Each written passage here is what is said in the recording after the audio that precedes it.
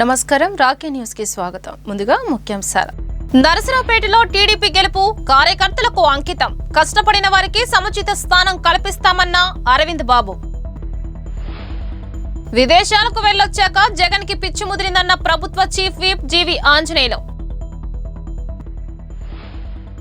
జిల్లాలో 48 కేంద్రాల్లో ఇంటర్మీడియట్ పరీక్షలకు ఏర్పాట్లు.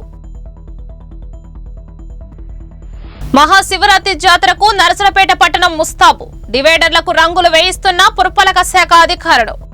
అందరి సహకారంతోనే కష్టపడి పనిచేస్తున్న తాను కార్యకర్తలను ఆదుకుంటానని, వారందరినీ గుర్తుపెట్టుకుని సముచిత స్థానం కల్పిస్తామని ఎమ్మెల్యే అరవింద్ బాబు అన్నారు. నరసరావుపేట జమీందార్ ఫంక్షన్ హాల్లో నియోజకవర్గ తెలుగుదేశం పార్టీ కార్యకర్తల విస్తృత స్థాయి సమావేశం నిర్వహించారు. ముందుగా ఎన్టీఆర్, కోడెల చిత్రపటాలకు పూలమాల వేసి నివాళులు అర్పించారు. ఈ సందర్భంగా ఎమ్మెల్యే అరవింద్ బాబు మాట్లాడుతూ బడుగు బలహీన వర్గాల అభ్యున్నతి ధ్యేయంగా ఆవిర్భవించిన తెలుగుదేశం పార్టీ అన్నగారి ఆశయాలకు అనుగుణంగా పనిచేస్తుందన్నారు. సీఎం చంద్రబాబు ఆధ్వర్యంలో ఒకవైపు పార్టీ బలోపేతం కావడంతో పాటు మరొక వైపు రాష్ట్ర అభివృద్ధి పదంలో దూసుకుపోతుందన్నారు.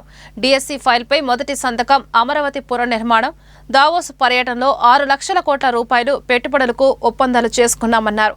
రోడ్ల మరమ్మతులు, ప్రతి ఇంటికి మంచినీరు, అన్నా క్యాంటీన్స్, పెన్షన్ పెంపుదల, సకాలంలో ఉద్యోగస్తులకు జీతాలు అందించడం, వాట్సాప్ గవర్నెన్స్ ద్వారా సామాన్యుల వద్దకి 166 సేవలు తీసుకురావడం వంటి కార్యక్రమాలు చేయడం కూటమి ప్రభుత్వానికి సాధ్యపడిందన్నారు. రాబోయే ఎమ్మెల్సీ ఎన్నికల్లో నరసరావుపేట నుంచి గెలుపు అందిద్దామన్నారు. సమావేశంలో నరసరావుపేట పరిశీలకులు మన్నవ మోహన్ కృష్ణ, రాష్ట్ర గ్రంథాలయాల పరిషత్ చైర్మన్ గోనుగుంట్ల కోటేశ్వరరావు, టీడీపీ రాష్ట్ర నిర్వహణ కార్యదర్శి నల్లపాటి రామచంద్ర ప్రసాద్ కార్యకర్తలు పాల్గొన్నారు.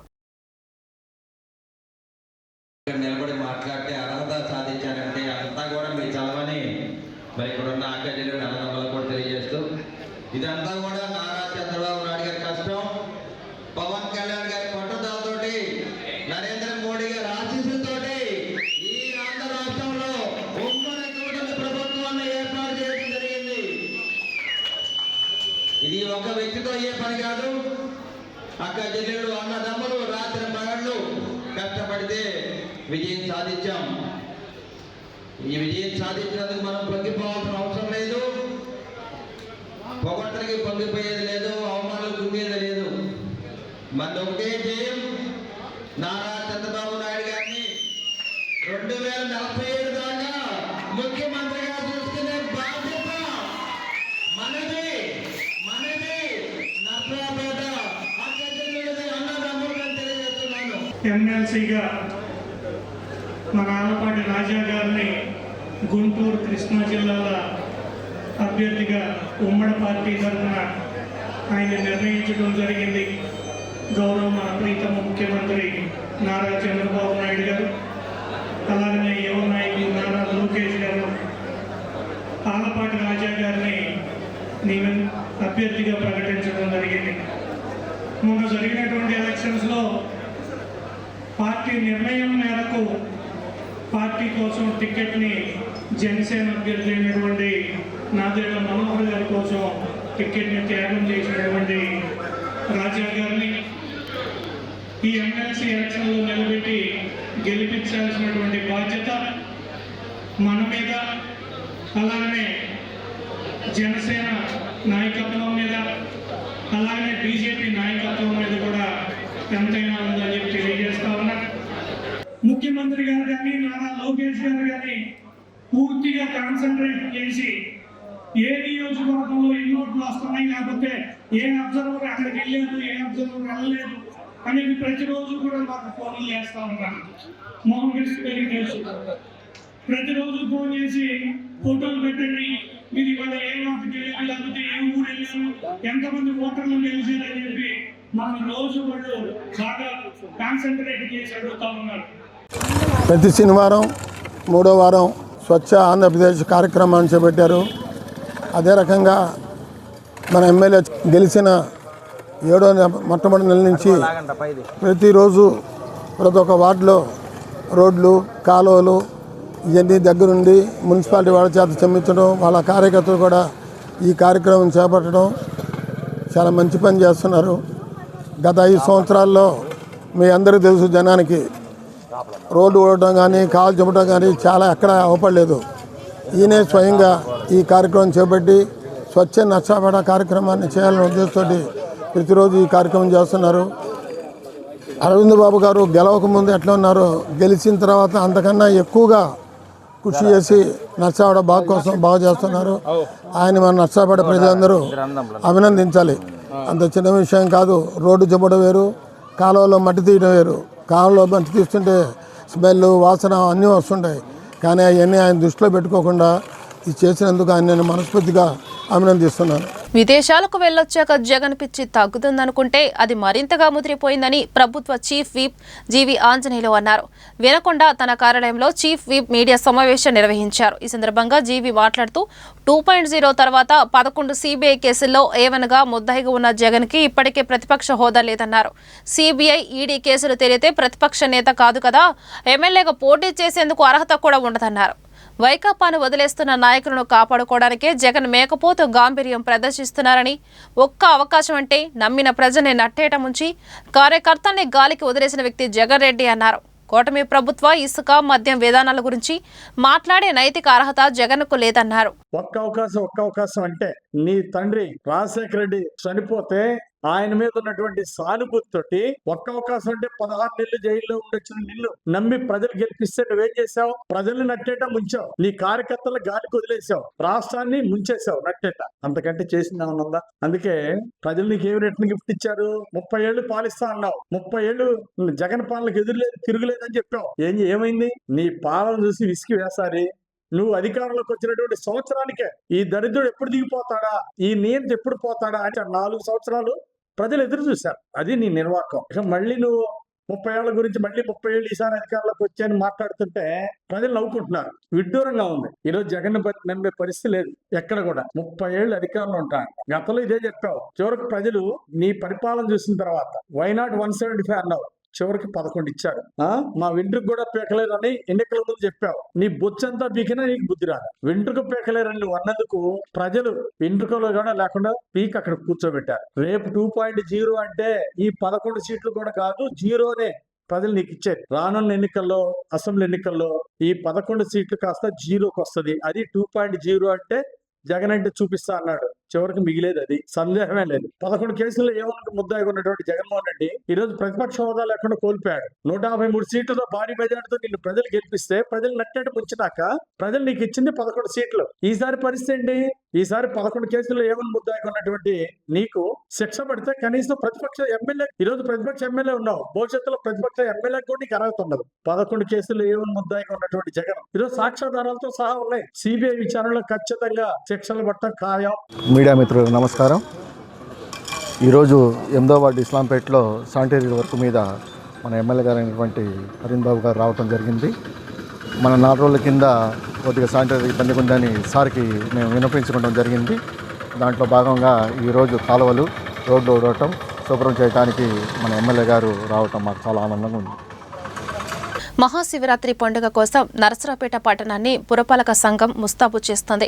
ప్రధాన రహదారుల డివైడర్లకు రంగులు వేస్తున్నారు. ఈ సందర్భంగా పురపాలక సంఘం కమిషనర్ జశ్వంతరావు మాట్లాడుతూ శివరాత్రి పండుగను పురస్కరించుకొని 38 లక్షల రూపాయల నిధులతో పట్టణంలో లైటింగ్, డివైడర్లకు రంగులు, తాగునీరు, మరుగుదొడ్ల సదుపాయం కల్పిస్తున్నామన్నారు. శివరాత్రి పండుగ రోజున కోటప్ప కొండకు వచ్చే భక్తులకు ఎటువంటి అసౌకర్యం కలగకుండా స్పెషల్ శానిటేషన్ పనులు నిర్వహిస్తామన్నారు. తమ శాఖ తరపున అన్ని ఏర్పాట్లను త్వరితగతిన పూర్తి చేయిస్తున్నామన్నారు.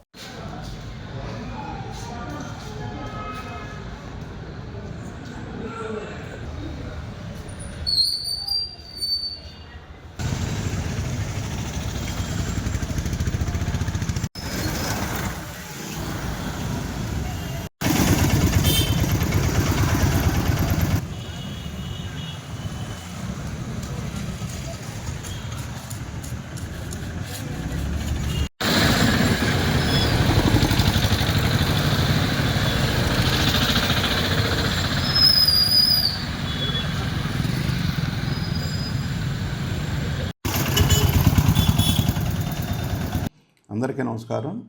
నర్సరావుపేట పురపాలక సంఘం తరపున ఈ నెల జరిగే 26వ తారీఖు జరిగే శివరాత్రి ఫెస్టివల్కి సంబంధించి పురపాలక సంఘం తరపున అన్ని సెంట్రల్ డివైడర్స్ అన్ని పెయింటింగ్ వేయటం జరుగుతూ ఉంది. అలాగే లైటింగ్ కూడా ఏర్పాటు చేయటం జరుగుతూ ఉంది. భక్తులకి ఎలాంటి ఇబ్బంది లేకుండా పూర్తి స్థాయిలో శానిటేషన్ చేయటం జరుగుతుంది. అలాగే వాళ్ళకి భక్తులు ఎవరైతే వచ్చారో వాళ్ళందరికీ కూడా వాటర్ ప్రాబ్లం లేకుండా అన్ని చోట్ల కూడా వాటర్ ఫెసిలిటీ కూడా ఏర్పాటు చేస్తూ ఉన్నాం. టాయిలెట్స్ ఫెసిలిటీస్ కూడా 8 పాయింట్స్లో కూడా ఏర్పాటు చేస్తూ ఉన్నాం. భక్తులకి ఎలాంటి ఇబ్బంది లేకుండా అన్ని చర్యలు తీసుకుంటాం. పురపాలక సంఘం తరపున ఇంకా అవసరం మేరకు ఇంకేదైనా ఉన్నా కూడా అన్ని చర్యలు తీసుకోవడానికి సిద్ధంగా ఉన్నాం. మా యంత్రాంగం అంతా అంటే మున్సిపల్ యంత్రాంగం అంతా కూడా మరి శివరాత్రి ఫెస్టివల్ని పురస్కరించుకుని అన్ని చర్యలు ఇప్పటి నుంచి స్టార్ట్ చేసాం. వర్క్స్ కూడా మరి అవన్నీ కూడా కంప్లీషన్ అయిపోతాయి కొద్ది రోజుల్లోనే. అన్ని చర్యలు తీసుకొని భక్తులకు ఎలాంటి ఇబ్బంది లేకుండా అన్ని చర్యలు తీసుకుంటాం. పెదకూరుపాడు నియోజకవర్గం అచ్చంపేట మండలంలో కృష్ణా గుంటూరు పట్టభద్రుల శాసన మండలి నియోజకవర్గ ఎన్నికల సందర్భంగా పార్టీ నాయకులతో సమీక్ష సమావేశాన్ని నిర్వహించారు. ఈ సమావేశానికి అధ్యక్షులుగా పెదకూరుపాడు నియోజకవర్గ పరిశీలకుడు నల్లపాటి రామచంద్ర ప్రసాద్ వ్యవహరించారు. ఈ సందర్భంగా ఆయన మాట్లాడుతూ నాయకులు కార్యకర్తలు సమన్వయంతో పనిచేసి ఎమ్మెల్సీ అభ్యర్థి ఆలపాటి రాజేంద్ర ప్రసాద్ను గెలిపించాలని కోరారు. సమావేశంలో అచ్చంపేట మండలి పార్టీ అధ్యక్షుడు నందిగం ఆశీర్వాదం, నాయకులు కార్యకర్తలు పాల్గొన్నారు. ప్రాధాన్యత ఒకటి, తర్వాత 2 మనకి ఇష్టమైనట్లు పెట్టుకుంటే వెళ్ళచ్చు. తర్వాత ఏం జరుగుతుంది అంటే మొత్తం పోలైన ఓట్లలోంచి లెక్క పెట్టినప్పుడు ముందుగా 1వ నెంబర్ ఎవరికైతే ఉందో వాళ్ళందరినీ లెక్క పెడతారు. లెక్క పెట్టినప్పుడు 50% ఓట్లు వచ్చినాయి అనుకోండి, మొదటి రౌండ్లోనే డిక్లేర్ చేస్తారు. మొదటి 1 అని పెట్టిన ప్రాధాన్యత ఓటు 1 అని వేసిన దాంట్లో కనుక ఆ 50% రాకపోతే మళ్ళీ 2వ ప్రాధాన్యత ఓటుని సైన్స్లో తీసుకుంటారు. ఆ 2వ ఓటు ప్రాధాన్యత ఓటుని సైన్స్లో తీసుకున్న తర్వాత కూడా 50% రాకపోతే మళ్ళీ 3వది తీసుకుంటారు. ఇలా జరుగుతుంది ఎలక్షన్. ముఖ్యంగా మనం చెప్పాల్సిన ఏంటంటే అందరికీ మనం 1 ఓటు వేస్తున్నాం, 2వ ప్రాధాన్యత కానీ 3 ప్రాధాన్యత ఓట్లు కానీ ఎవరికి వేయట్లేదని చెప్పాలి. ఎందుకు చెప్పాలి అంటే వాళ్ళకి అర్థమయ్యేటట్టుగా ఈ రకంగా 1, 2, 3 లెక్క పెడతారు. కాబట్టి ఒకవేళ మనం ఫస్ట్ నెలవాళ్ళకి 1 అని వేసుకుని వాళ్ళు ఏదో అడిగారు కదా అని చెప్పి మన ప్రత్యేక 2వ వేస్తే 2వ ప్రాధాన్యత అవుతాం 2వ నెంబర్ వేస్తే వాళ్ళకి మొదటిది లెక్క పెట్టినప్పుడు మనకు మెజార్టీ రాదు. 2వది లెక్క పెట్టినప్పుడు వాళ్ళకి మనకన్నా వాళ్ళు గెలవడానికి అవకాశం.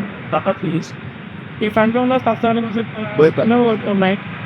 ఈ 1400 సపోజ్ మనకు ఒక 900 మన ఉన్నాయి అనుకుందాం. ఈ 900 1వ నెంబర్ మనం పెట్టుకున్నాము, 2వ నెంబర్ వాళ్ళకి పెట్టాము అనుకోండి తెలియక మన వాళ్ళు. మొదటి దాంతో కనుక మనకి 50% ఓట్లు రాలేదనుకోండి, 2వ లెక్క పెడితే ఆటోమేటిక్గా వాళ్ళకి గెలుపొచ్చు. సో ఇది వివరించాలి మన ఓటర్ల మొత్తానికి. ఇప్పుడు కొద్దిసేపు విరామం. రాకీ మీడియా ప్రేక్షకులకు హృదయపూర్వకమైన నమస్మాంజలి. ఈనాడు మన తెలుగు తీయదనాన్ని రాకీ మీడియా ద్వారా తెలియపరచాలనేటటువంటి ఒక మంచి సదుద్దేశంతో ఈ వేమన సందేశం ప్రోగ్రాముని యాజమాన్యం వారు నల్లపాటి రాము గారు, రామచంద్ర ప్రసాద్ గారు ఈ యొక్క కార్యక్రమాన్ని ప్రేక్షకులకు అందించాలనే ఒక మంచి హృదయంతోటి సత్సంకల్పంతో ఈ వేమన సందేశ ప్రోగ్రామ్ని ప్రేక్షకులకు అందిస్తున్నారు. మరి ఈనాడు సమాజములో నైతిక విలువలు తరిగిపోతున్నటువంటి నేటి సమాజానికి వేమన మాట వెలుగు బాట. సర్వజన హితం వేమన అభిమతం. అలాంటి మహోన్నతమైనటువంటి యొక్క ఈ వేమన పద్యాలను మనం మననం చేసుకుందాం. లోకరీతిని నీతిని ఆటవెలది చందములో కమనీయముగా రంగరించి మహోన్నతంగా వివరించినారు ప్రజాకవి వేమన. సంఘములోని అసమానతలను దురాచారములను సూటిగా ప్రశ్నించి వాటిని సవరించుకోమని కోటి గొంతులతో వెలుగెత్తి చాటిన మహానుభావుడు ప్రజాకవి మహాయోగి వేమన. ఈనాడు సమాజములో నైతిక విలువలు తరిగిపోతున్నటువంటి నేటి సమాజానికి ఆటవెలది చందములో కమనీయముగా రంగరించి లోకరీతిని నీతిని అందించినటువంటి మహనీయుడు వేమన. ఇట్టి మహోన్నతమైన పద్యాలను 1829లో మొదటిసారిగా గ్రంథస్థము గావించి మార్గదర్శకులైనారు సిపి బ్రౌన్ గారు. వేమన పద్యము చదవగానే బ్రౌన్ జ్ఞప్తికి రాక మానడు. అదే ఆయన నిస్వార్థ సాహితీ సేవకు తార్కాణం. అలానే ఎందరో కవులు పండితులు వేమన సాహిత్యానికి అపురూపమైన ప్రచారం కల్పించినారు. మరి ఇంత గొప్ప సాహిత్యాన్ని భావితరాలకి అందించాలనే సత్సంకల్పంతో కుల మత వర్గరహితంగా అందరినీ ఆకర్షించేటటువంటి మహోన్నతమైన తత్వము ఈ వేమన పద్యాలలో ఉన్నది. ఈ యొక్క వేమన పద్యాలని గత 32 సంవత్సరాల నుంచి అనేక రాష్ట్రాలలో ఈ వేమన సందేశం ప్రచారం గావిస్తూ మీ వేమన మహేష్గా అందరికీ తెలిసినటువంటి మీ యొక్క వాడే మీ వేమన మహేష్. మరి ఈనాడు సమాజానికి అంతటి అమూల్యమైన పద్యాలను ఒక్కసారి మననం చేసుకుందాం. కృషి, పట్టుదల, దృఢ నిశ్చయముతోటి ఏదైనా సాధించమంటాడు ప్రజాకవి వేమన. పట్టుపట్టరాదో, పట్టుబడితే దాన్ని సాధించమంటాడు వేమన. పట్టుపట్టరాదు, పట్టి విడువరాదు, పట్టనేని బిగియ పట్టవలయో, పట్టి విడచుట కన్నా పడి చచ్చుట మేలో, విశ్వదాభిరామ వినురవేమా. ఎంతటి అమూల్యమైన సందేశమో చూడండి. ఈనాడు సమాజానికి, యువతకి ఒక ప్రత్యేకమైనటువంటి ఒక మార్గదర్శకమైనది. పట్టుబడితే దాన్ని సాధించమంటాడు వేమన. ఒక సత్కార్య సిద్ధికి ఎన్ని అవంతరాలు, ఎన్ని కష్టములు ఎదురైనా మొక్కవోని దీక్షతో ముందుకు సాగిన వాడే కార్యదక్షుడు, ధీరోధాత్తుడు అని సమాజానికి ఆ పట్టుదల, కృషిలో ఉండేటటువంటి తత్వాన్ని వేమన సమాజానికి అందిస్తున్నారు. Welcome back to Rocky news. జిల్లాలో మార్చి 1 నుంచి 20వ తేదీ వరకు 48 కేంద్రాల్లో ఇంటర్మీడియట్ రాత పరీక్ష నిర్వహించేందుకు ఏర్పాట్లు చేస్తున్నామని కలెక్టర్ అరుణ్ బాబు వెల్లడించారు. 17,905 మంది ఫస్ట్ ఇయర్ విద్యార్థులు, 14,529 మంది సెకండ్ ఇయర్ విద్యార్థులతో కలిసి మొత్తం 32,434 మంది విద్యార్థులు ఇంటర్మీడియట్ పరీక్షలు రాయనున్నట్లు తెలిపారు. వీరితో పాటు మరో 2,117 మంది విద్యార్థులు మార్చి 3 నుంచి 15 వరకు ఓపెన్ స్కూల్ ఇంటర్మీడియట్ పరీక్షలు రాయనున్నారన్నారు. 9 కేంద్రాల్లో ఓపెన్ స్కూల్ ఇంటర్మీడియట్ పరీక్ష నిర్వహిస్తామన్నారు. కలెక్టరేట్లో ఇంటర్మీడియట్ పరీక్ష నిర్వహణపై కలెక్టర్ సమీక్ష సమావేశం నిర్వహించారు. ప్రతి పరీక్ష కేంద్రం వద్ద ఒక హెల్త్ అసిస్టెంట్ను అందుబాటులో ఉంచాలని, అత్యవసర పరిస్థితుల్లో వెంటనే ఆసుపత్రికి చేరుకునే విధంగా అంబులెన్సులు సిద్ధంగా ఉంచాలని డిఎంహెచ్ఓని ఆదేశించారు. విద్యార్థులు సమయానికి పరీక్ష కేంద్రాలకు చేరుకునేలా బస్సుల ఏర్పాట్లు చేయాలని ఆర్టీసీ అధికారులను ఆదేశించారు.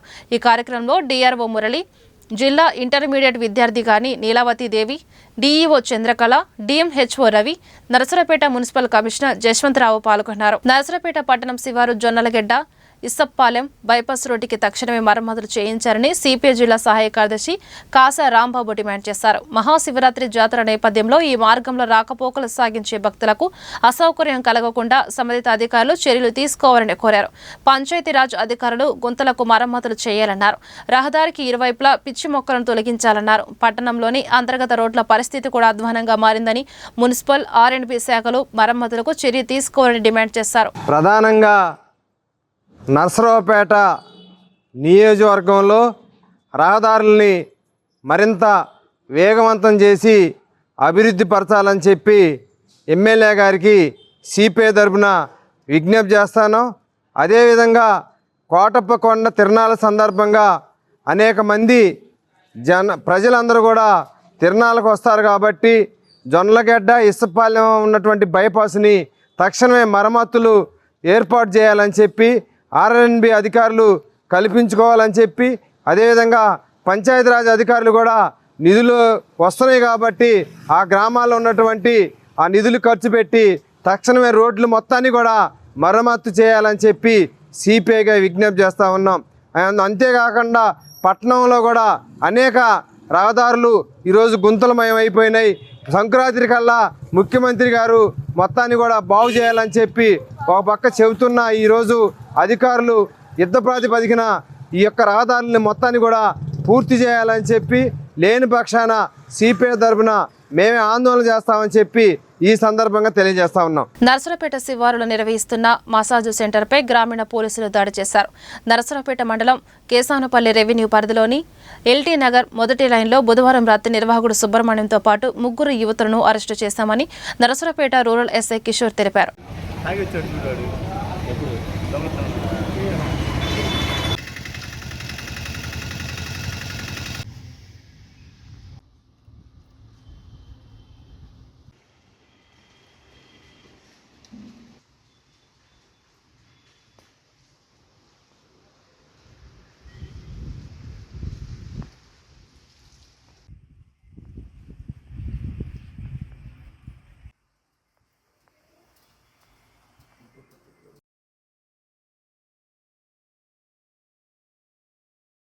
నరసరావుపేట రూరల్ పోలీస్ స్టేషన్ పరిధిలో ఎల్టీ నగర్ 1వ లైన్లో అనాథరైజ్డ్గా ఈ యొక్క మసాజ్ సెంటర్ పేరుతో కొంతమంది వ్యక్తులు అక్కడ వితౌట్ పర్మిషన్తో గవర్నమెంట్ అథారిటీ కానీ ఎలాంటి సర్టిఫికేట్లు లేకుండా మసాజ్ సెంటర్లతో నడపడం మా దృష్టిలోకి రావడం జరిగినది. దీని మీద అక్కడికి రైడ్ చేసి అక్కడ ఉన్న అనాథరైజ్డ్గా నడుపుతున్న సుబ్రహ్మణ్యం అనే వ్యక్తిని మరియు 3 యువతలను అదుపులోకి తీసుకొని కేసు రిజిస్టర్ చేసి దర్యాప్తు చేయడం జరుగుతున్నది.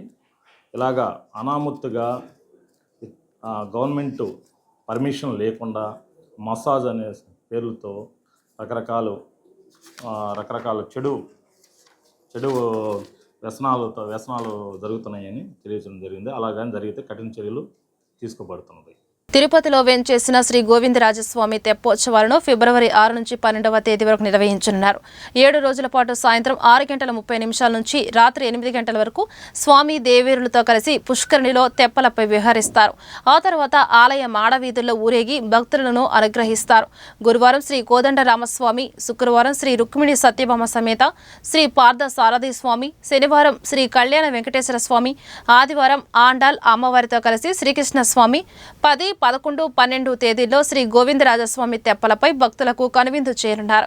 చివరి రోజు తెప్పోత్సవం అనంతరం ఎదురు ఆంజనేయ స్వామి సన్నిధికి స్వామి వేంచేస్తారని ఆలయ అధికారులు తెలిపారు. జాతీయ హరిత ట్రిబ్యునల్ సుప్రీంకోర్టు ఉత్తర్వుల మేరకు కేంద్ర రాష్ట్ర ప్రభుత్వాలు 2022 జూలై నుంచి ఒకసారి వాడి పడేసే క్యారీ బ్యాగులు 19 రకాల ప్లాస్టిక్ ఐటమ్స్ని పూర్తిగా నిషేధించామని నరసరావుపేట పురపాలక సంఘ కమిషనరే జశ్వంతరావు తెలిపారు. పట్టణ పరిధిలోని కిరాణా క్లాత్ వ్యాపార సంఘాలతో చర్చించామని 120 మైక్రాన్ల కంటే తక్కువ మందం గల లగేజ్ కవర్లను వినియోగించకూడదన్నారు. నరసరావుపేట పురపాలక సంఘ పరిధిలో సోమవారం నుంచి తనిఖీలు నిర్వహించి జరిమానాలు విధిస్తామని కమిషనర్ జశ్వంతరావు తెలిపారు. వార్తలు ముగించే ముందు ముఖ్యాంశాలు మరొకసారి. నరసరావుపేటలో టీడీపీ గెలుపు కార్యకర్తలకు అంకితం, కష్టపడిన వారికి సముచిత స్థానం కల్పిస్తామన్న అరవింద్ బాబు. విదేశాలకు వెళ్లొచ్చాక జగన్ కి పిచ్చి ముదిరిందన్న ప్రభుత్వ చీఫ్ విప్ జీవి ఆంజనేయులు. జిల్లాలో 48 కేంద్రాల్లో ఇంటర్మీడియట్ పరీక్షలకు ఏర్పాట్లు. మహాశివరాత్రి జాతరకు నరసరావుపేట పట్టణం ముస్తాబు, డివైడర్లకు రంగులు వేయిస్తున్న పురపాలక శాఖ అధికారులు. వార్తలు ఇంతటితో సమాప్తం. మరో బులెటిన్లో మళ్ళీ కలుద్దాం. అంతవరకు సెలవు. నమస్కారం.